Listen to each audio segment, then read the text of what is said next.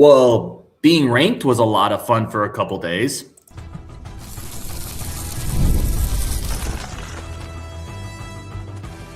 You are Locked On Badgers, your daily podcast on the Wisconsin Badgers. Part of the Locked On Podcast Network, your team every day. Welcome to Locked On Badgers, your team every single day. I'm your host, Ryan Herring, part of the Locked On Podcast Network, the #1 sports podcast network. Today's episode brought to you by FanDuel. Use your profit boost on an NBA future. Get entered for your chance to win a trip to the NBA Finals, which is amazing. Play your game with FanDuel, the official sports betting partner of the NBA. Today's episode, we got Rajiv, we got Coach. We are reacting to the Ohio State game. I am in a hotel. Rajiv's in a hotel. So we are coming to you from different parts of the country, but we are coming to you. And unlike the Badgers, we're going to show up. We're gonna actually put some work in today. Listen, guys, I'll just start with this. Like, I love this team.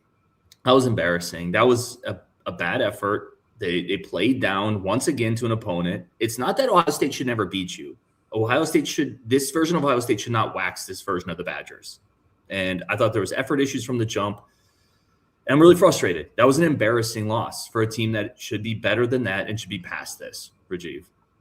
Yeah, man. I mean, listen, another quad one opportunity wasted. Like we had great ones last week, and I felt like you could kind of see this coming from a mile away almost, that we were just not going to win this game. It was just a bad game all around. First of all, give Ohio State credit. They played really well. I mean, Royal played well. Thornton played great. Like, we couldn't do much to stop them. And as evidenced by a lot of the stats that are out there, they got 1.35 points per possession. Like, we couldn't do anything to stop that. We were at like 1. Free throw shooting was abysmal. I mean, 50% from the free throw line when you're on the road in the Big Ten, it's not good enough. There are some bright spots, which we'll get into here and there, but I think in general, like, it's just a missed opportunity. Winning on the road in this conference is hard, okay? We've said that all year. It's not easy to get these wins. That's why that Michigan and Illinois games were so impressive, because winning on the road is so difficult. You're going to lose games like this. You need to come back and get it done against Iowa. Another quad one opportunity. You need to get that done. So all in all, it's in the grand scheme of things, it's not horrible when you look at the season. But when you look at this game, you saw lack of effort. You saw defensive, just complete lapses all around the floor. Bad turnovers, free throw shooting poor. There's just so many things that are controllable that we didn't control. And that's what's disappointing. It's not that we just lost a road game in the Big Ten. It's that we lost it in the way that we did, coming off the week that we had. And that's just disappointing for Badger fans, disappointing for me. We've got to move past it. We've got to recover. Coach. Yeah, just disappointment. You know, Rajiv and Ryan, you guys hit it.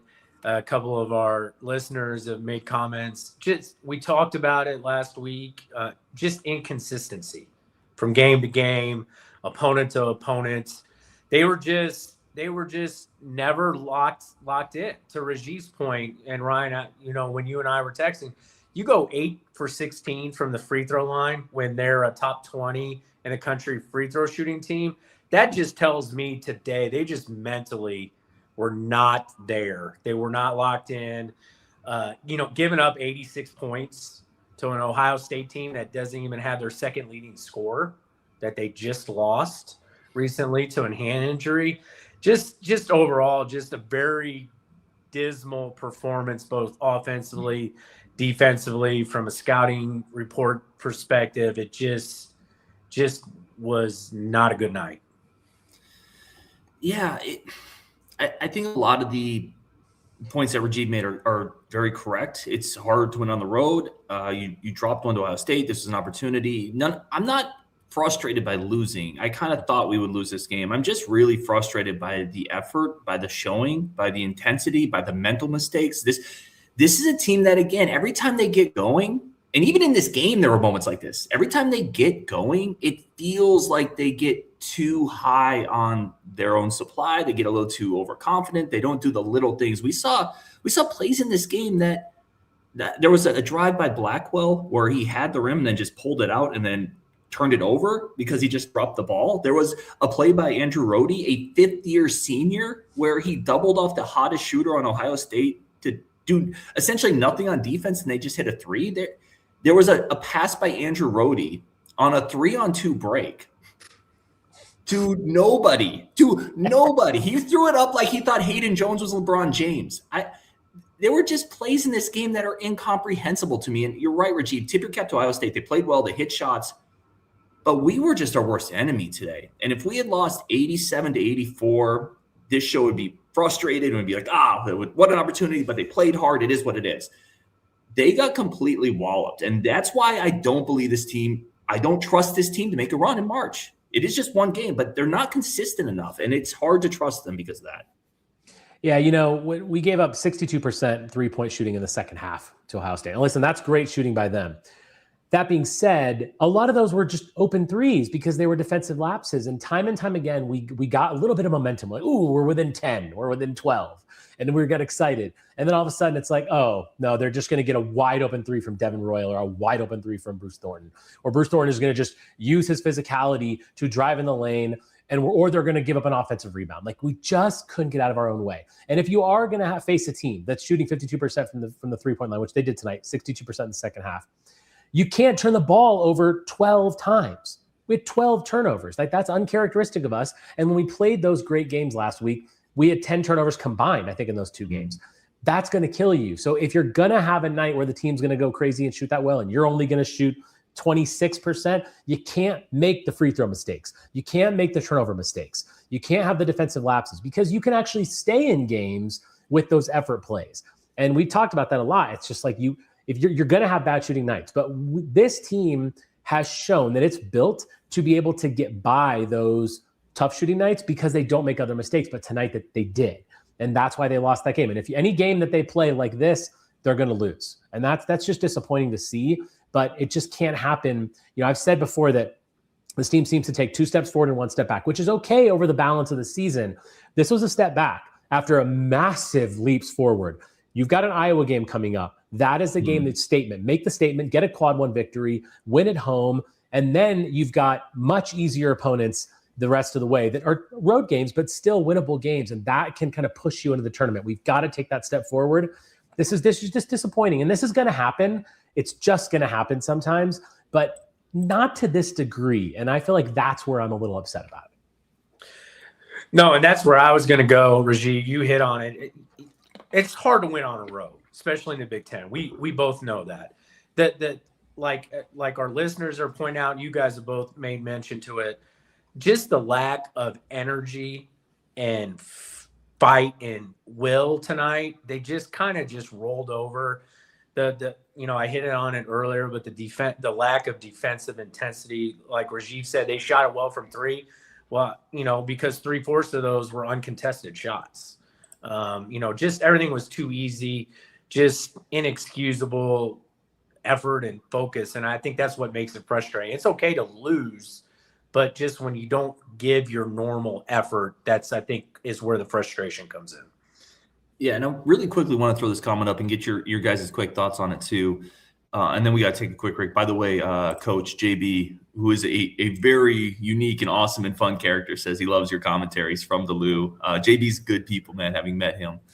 Really good people, good friend of the show. There's a couple comments in here that are just boiling it down to, and P. LePew has it here, we shoot bad, we lose. I hear this very much. I want to here's where I'm at with this, because we saw this discussion in the Discord and we were going back and forth. Yes, this team needs to shoot well, but when you're not shooting well, alternatively, you cannot allow the other team to shoot 52%, give up straight line drives, turn the ball over, give up offensive rebounds. Like, this team, I think you can still be in a game if you shoot poorly and then give yourself an opportunity to hit a spurt where you shoot well. The fact that we were never in that opportunity, to me, is partially because we didn't shoot well, but it's a lot more that we just let Ohio State do whatever they wanted. And it's not just open shots. They were getting straight line drive after drive after drive. So I don't disagree with this point, guys. But if we shoot well and we play this type of defense, we're going to lose too. Yeah, I mean, we there are ways to do it without shooting well. And we've shown that a little bit, not a ton, but we can do that. You just can't get in your way. This is just one of those performances that just pisses you off. It's an unacceptable performance. It's one of those that, like, yeah, I mean, I saw a start comment that says, I'm tired of it's hard to win on the road argument. It just is, but also the this particular game is just not acceptable. This is not just we just lost on the road. This was a bad performance, and it's not necessary after the performances that we had last week. This shouldn't happen. And listen, Austin Rapp being gone, that's an issue, right? Like him not playing, he's been playing great lately. So that's a miss. There are a couple positives I know we're going to get into a little bit, but there are a couple guys that I think we deserve to talk about. But I mean, this can't happen again. Otherwise, the season's going to start to do this. Yeah, just real quick, Ryan, I agree. This game wasn't lost on the offense end tonight. It was lost on the defense end. Didn't shoot well, but this game was over before they started missing a lot of shots. It was lost on the defense end. All right, let's take a quick break here. We'll come back. A bunch more to get into. Your comments, your starred comments. Bigger picture with this team still. This is just one game. And if you rebound, this doesn't mean the season's over, anything like that. But we're going to get into that. Some coaching thoughts, rotations, younger players stepping up as well. I think we should hit on Hayden Jones. Some interesting stuff there. But first, let's take a quick break for our friends of the show. Quick second to say thank you for tuning in to Locked On Badgers. Thank you for being part of this amazing community with everybody in it. We really do appreciate you. Today's episode brought to you by our incredible friends over at FanDuel. If you ever wanted to experience the NBA Finals, you can do it live, in person. FanDuel's giving you the chance to experience the NBA Finals for you and somebody else. An absolutely incredible opportunity to turn that dream into a reality. Here's how it works. Use your profit boost on any NBA future, and you'll automatically be entered for a shot to win an NBA's Finals trip for two. That's right. Flights, tickets, the whole experience. Who would you want to bring with you? Think about it. It could be, I don't know, your favorite friend, cousin, your favorite podcast, or whatever it is. You're free to pick. That's the beauty of this. And if you're already looking at the board, thinking about which teams might make that run, it's a perfect time to lock it in. Use those futures because it's a great time of the year to use those futures. Adds an extra layer of excitement to every game down the stretch. And now not only can you pick your cash, but you can also head to the finals. Visit FanDuel.com to get started. Use your profit boost on an NBA future and get entered for your chance to win a trip to the NBA Finals. Play your game with FanDuel, the official sports betting partner of the NBA. Today's episode also brought to you by incredible friends over at Indeed. Listen, we've all been a part of workplace chaos. Deadlines stacking up. Inboxes overflowing. Mine still overflows, as good friends Nick and Tracy of the show will tell you. And then maybe you have that one position that's still sitting open, where you have to find the right person for this job. You have all these other things going on at work, and it's too much pressure to find that person. That's where Indeed Sponsored Jobs comes in. Indeed Sponsored Jobs can help you reach the people who actually fit what you're looking for, skills, experience, location. So you're not just hoping for the right candidate, you're actually going to find the right candidate. Be purposeful, be strategic about it, get the right person to push your business forward. And let me tell you, I've interviewed and been part of some interviews with some crazy people. One guy came in, I won't even tell the story. I'll tell it offline. I'll tell it in the Discord. We about called the cops on this guy. And he came in for a job interview. It's crazy. Use Indeed Jobs to find the right people. Spend less time searching, more time actually interviewing candidates to check all the boxes. Less stress, less time, more results. We need to find the right person to cut through the chaos. This is a job for Indeed Sponsored Jobs. Listeners of this show will get a $75 sponsored job credit for every job the premium status deserves.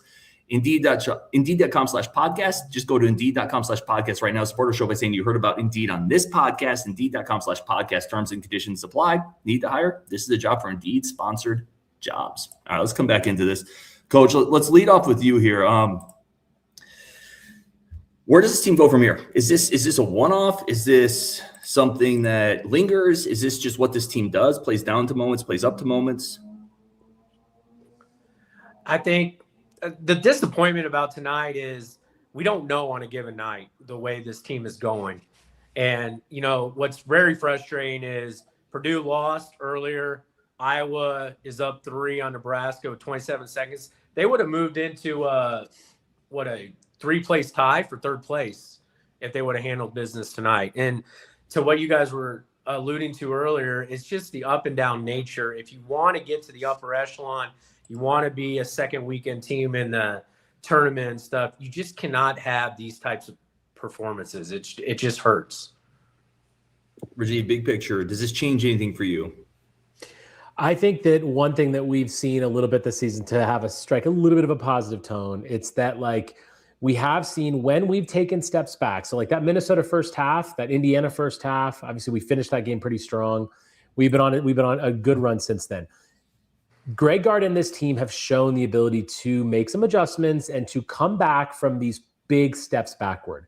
I expect that to happen. I expect us to take a leap from here. And in the next couple shows that we do, I think we're going to be talking about some good wins and feeling really positive about this team. If that doesn't happen, then I think you're going to talk about something different. I'm still bullish on this team. I'm still confident in the ability that they have.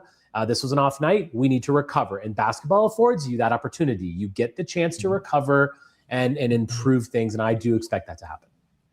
No, it's well said. I think if you were to play out before we had played this stretch in February, and you looked at the stretch and said we would win a certain amount and lose one, we'd all be fine with what we've done over this stretch, right? Mm-hmm.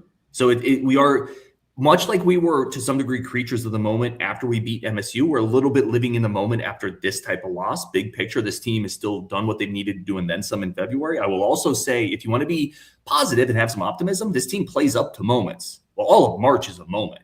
Like this team plays down and has lulls, but they do play up to the bigger moments, which I think bodes well for what March is.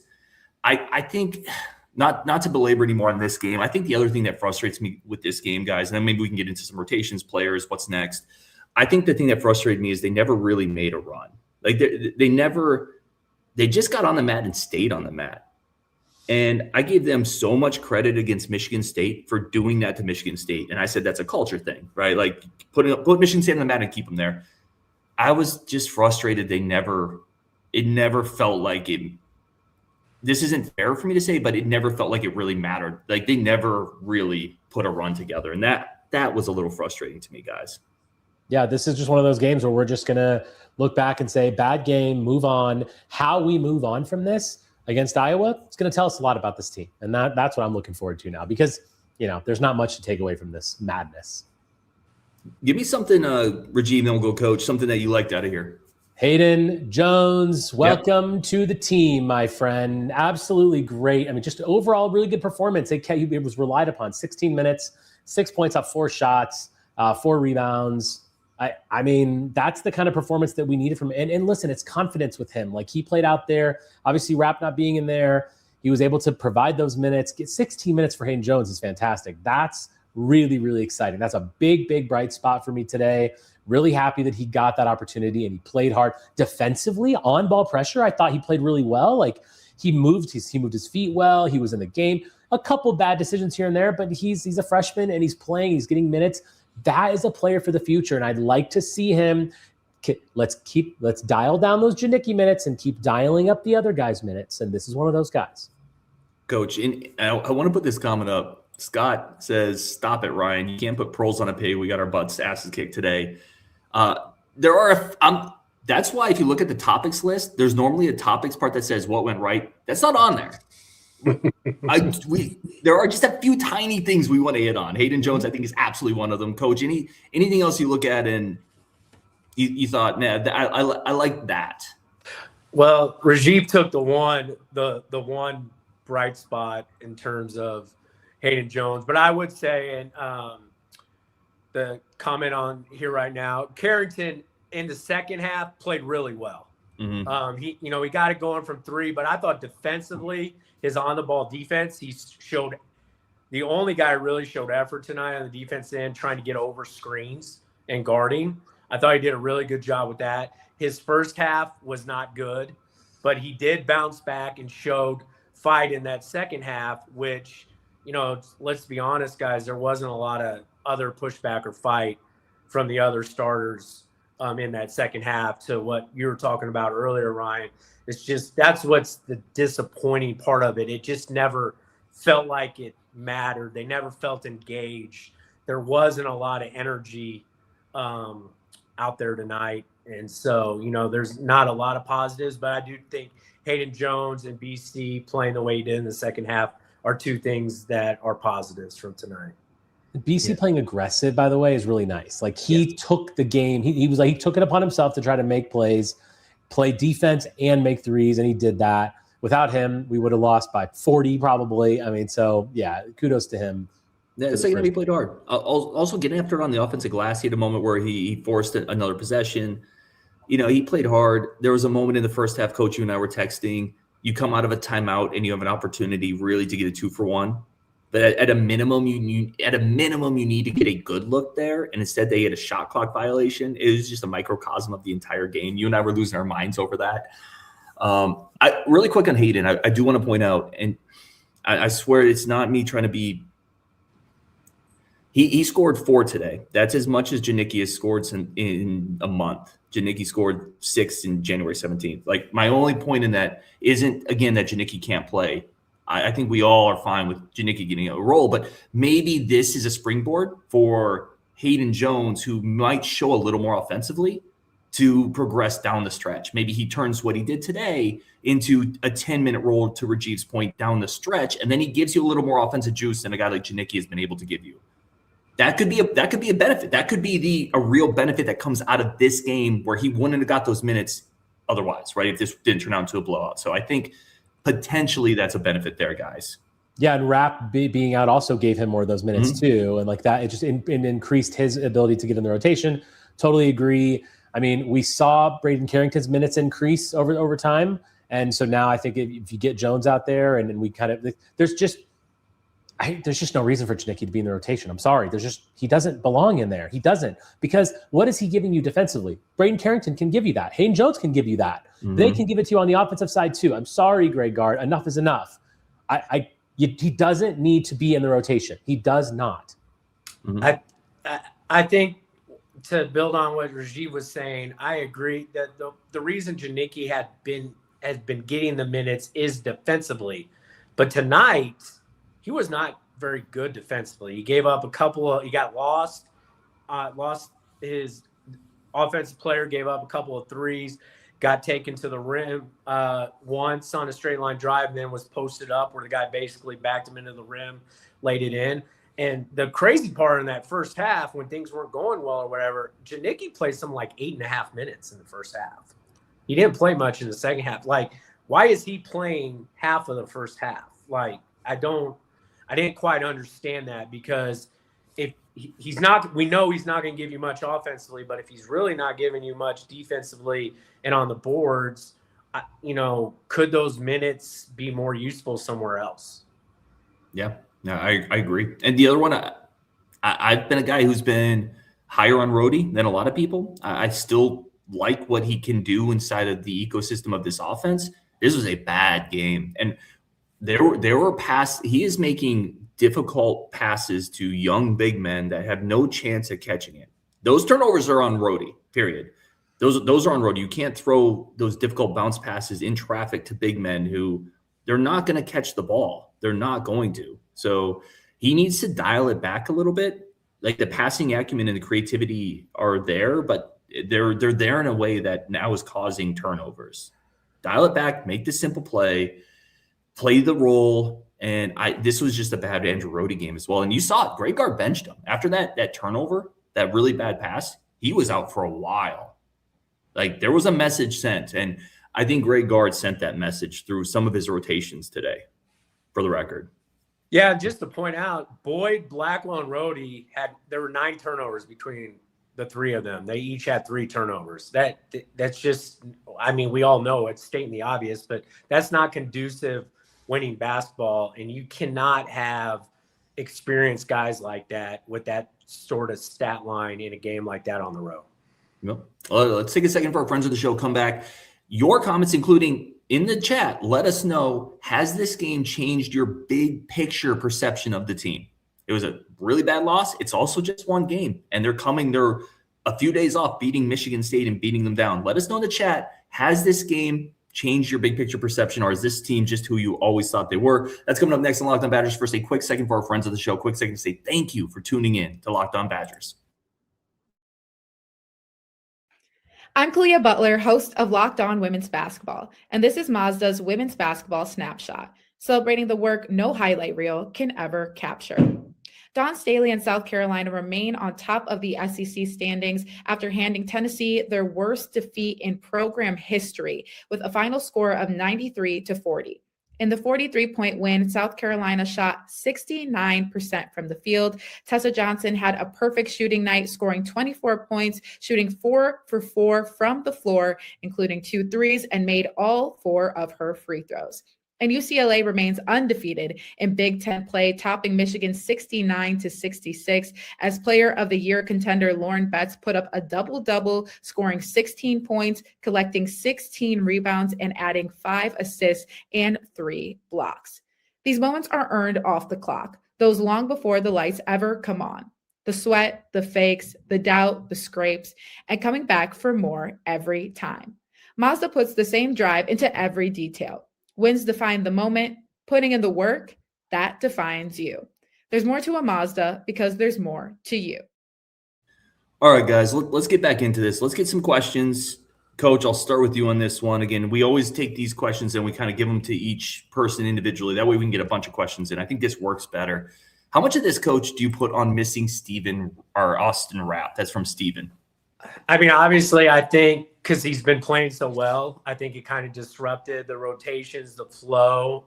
When certain guys weren't particularly playing very well tonight, the other guys they went to didn't really give much. The one thing I will say about Rapp, and I don't know the situation, I'm sure he's really sick or whatever, but this is what, 4 or 5 games now he's missed. And in the coaching world, your best availability or your best ability is your availability.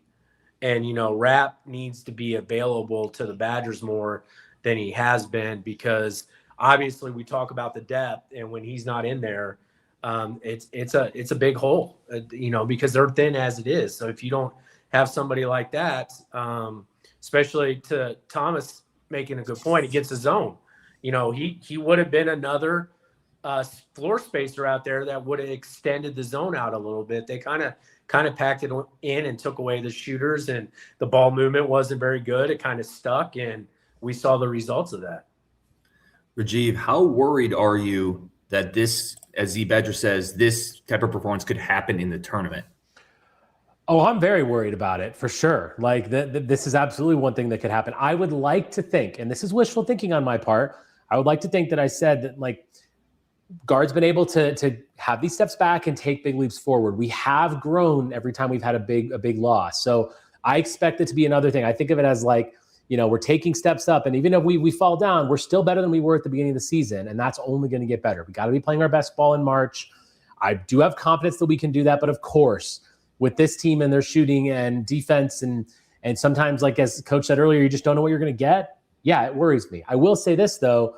This was really a case at the end of the day of Ohio State wanted it more, just like we wanted it more against Michigan State. And so often in sports, that's what decides the game. I would like to think that that's not going to happen to us in March. Joe says, you guys did not think they would lose this game. Last week, you were talking Final Four. Yeah, last week's a long time ago, Joe. It was a long time ago. For the record, I was not talking Final Four, but I would say this. You're not as bad as your worst games. Typically, you're not as good as your best games. This team just played really poorly today. They didn't come out and play hard. I don't think, and we're going to get to the answer to the question in the chat, does this impact your big picture thoughts on this team? This doesn't really impact my big picture thoughts on this team. I think this team is still capable of going on a run, but they got to play consistent. They didn't do it today. It makes it hard to trust. But Rajiv, you can finish this one off because you were talking probably just a little bit higher than I was, not to put you on the spot, but Joe has some words for you here. I still think that the ceiling could be there. I still think that, like, this team has proven it can beat anyone. It has wins against Michigan, Illinois, and Michigan State. That doesn't just come out of nowhere. You just don't. No one else has beaten those 3 teams. Like, you can't just rattle those wins off and not have the ceiling capability of making a deep run. And yes, and potentially into the Final Four. We play like this, we're losing in the first round, obviously. But, like, I think this team still has the capability of being a team that can go deep in March. Coach Vince loved Winter's aggressiveness going to the rim several times. I do want to ask you about Winter. Your thoughts on Winter this game, who had 1 shot in the second half, but was 5 and 9 in the first. Yeah, and Vince is right. He did have – I really liked his aggressiveness, especially coming from the perimeter, attacking the rim. But, Ryan, you and I were talking about it. I was texting you during the game. It's very frustrating. He missed a lot of shots at the rim tonight. Mm-hmm. And then to your point also, Ryan, is, he just – second half, he just didn't seem to be that engaged into it. It wasn't his same level of intensity and effort we're used to seeing. He kind of drifted in that second half. But to Vince's point, more aggressive winner is going to be good for the Badgers. He just missed some bunnies tonight. I'll throw this one up for me. See if I can find it. I already lost it. But it was a comment about guards' lack of adjustments in game and lack of leadership. I got to be honest. I don't think there were a lot of adjustments guard was going to make in today's game that flipped this.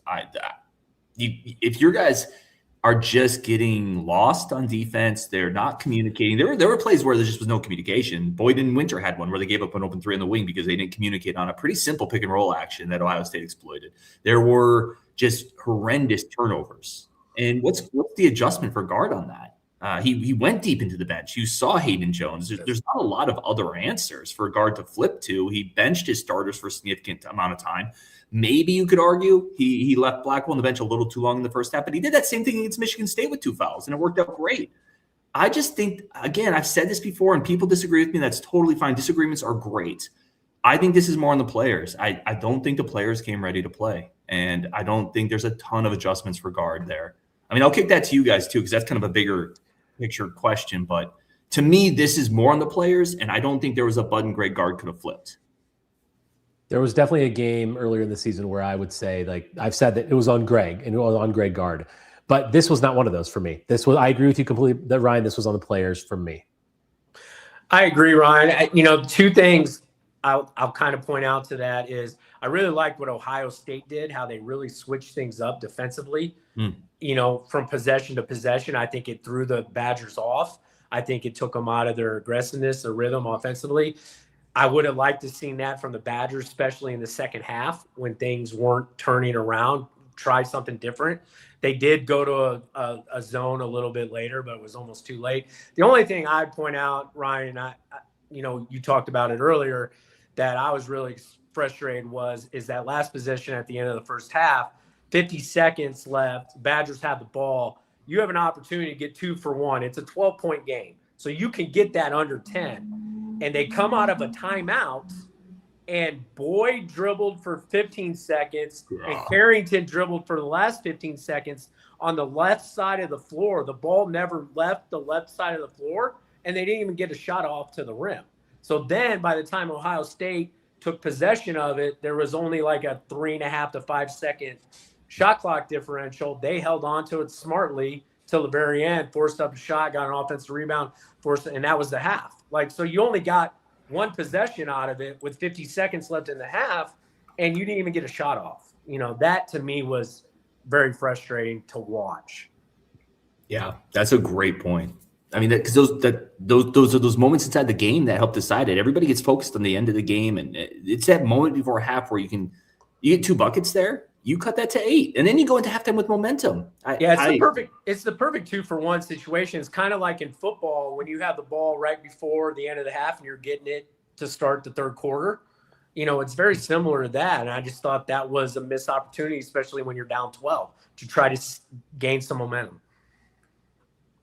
Coach, let me ask you this really quick, because Rajiv and I talked about this. JB says, ask Coach as a future Big Ten head coach, which he says you will be. What do you put more stock in, a Big Ten regular season title or a Sweet 16 run? Man, we've had that question in the past, JB, that, coming from the Lou, bringing great questions. To me, oh, man, I still have to go. I'm a nets and ring guy. So anytime you can win a ring, cut down a net, I think you got to take that. Sweet 16 is great, but you don't get to cut down nets. You don't get a ring for that. I'll take the championship. Guys, we're at 35 minutes. Tough game. I don't think we need to keep people here forever. I mean, certainly people can leave if they want to. I advise not, because there's going to be more good stuff coming. But anything that we didn't hit on, Coach, we'll start with you. Anything else you wanted to hit on? Not real. I mean, I think we kind of covered it. I just think it's not so much the losing part of it. It's just the disappointing in the effort. 13 turnovers, -8 on the boards. Rajiv did a great job pointing out 1.35 points per possession. The scary part is we talk about the inconsistency. Rajiv's exactly right. You beat Iowa at home in a big one. you kind of forget this. The one thing I will caution is you cannot afford to slip up at Oregon, at Washington. And, that's what a performance like tonight and either one of those games or both of those games, those can be road losses. And then, we talked about it earlier. My big thing is come that tournament time, you got to stay away from that 8-9 seeding. So if you start to drop too many of these games, you're going to get back into that 8-9, because I'm telling you, the committee and the television networks are going to love to put the Badgers in an 8-9 game because it's going to draw eyeballs, and they'd love to put the Badgers against a 1 seed in the second round for the same reason. Hey, we've done okay from the 8 line before. True. So you never know. I mean, for me, I just think they wanted it more than us. Like Coach said, Iowa, Oregon, Washington. Washington's another quad 1 opportunity, by the way, kind of a lesser known quad 1 because it's a road game. They're in the top 50 or 60. So that's a quad 1. You gotta notch these up, but just learn from this. And can we get Hayden Jones some more minutes, please? I think he's earned that after tonight. So let's get him out there more. Let's grow from this. Put this behind you. We never need to talk about it again. Let's show what we can do this weekend.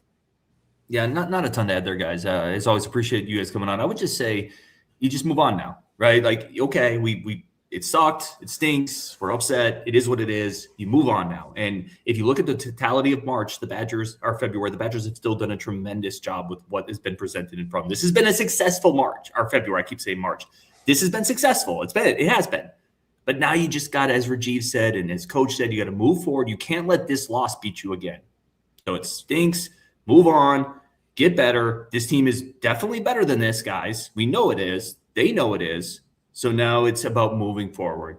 You get a mulligan if you beat Michigan and Michigan State and Illinois. You get one mulligan. But now that mulligan's up, and now you're playing for seeding. And if you want to make that run in March that everybody wants to, these next couple of games are massively important for that run because you're going to set yourself up for a runway.